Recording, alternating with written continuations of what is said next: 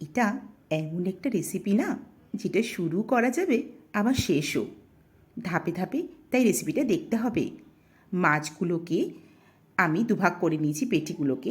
তার সঙ্গে আদা, রসুন, কাঁচা লঙ্কা পেস্ট দিয়েছি, নুন, হলুদ, জিরে গুঁড়ো, ধনে গুঁড়ো, সর্ষের তেল, আর দিয়েছি গোলমরিচের গুঁড়ো আর গরম মশলা গুঁড়ো। একটা ডিম ফাটিয়ে দিয়ে সব কিছু একসঙ্গে মাখিয়ে 1 ঘন্টা মতন রেখে দিয়েছি। ঠিক ভাজার আগে এর সঙ্গে অল্প একটু ময়দা মিশিয়ে নিয়েছি। এরপর সর্ষের তেল হোক বা সাদা তেলে মাছগুলোকে ভেজে তুলে নিয়েছি।